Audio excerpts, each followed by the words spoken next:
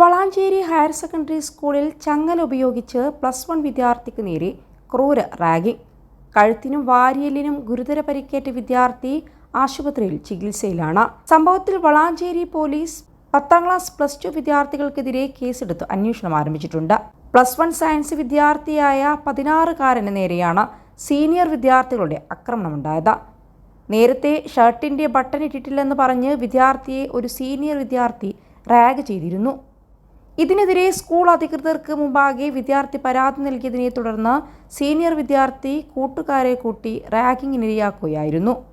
സ്കൂളിലേക്ക് പോകും വഴി മീമ്പാറയിൽ വെച്ച് തടഞ്ഞു നിർത്തി ആക്രമിക്കുകയായിരുന്നുവെന്ന് വിദ്യാർത്ഥി പോലീസിൽ മൊഴി നൽകിയിട്ടുണ്ട്.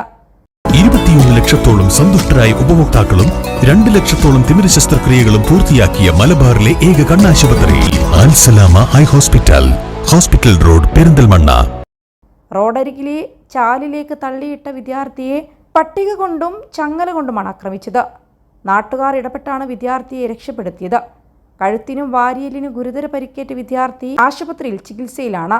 ഭാരതീയ ന്യായ സംഹിത നിയമപ്രകാരമുള്ള വകുപ്പുകളും ഉൾപ്പെടുത്തി 10 വിദ്യാർത്ഥികൾക്കെതിരെയാണ് കേസെടുത്തിട്ടുള്ളത്.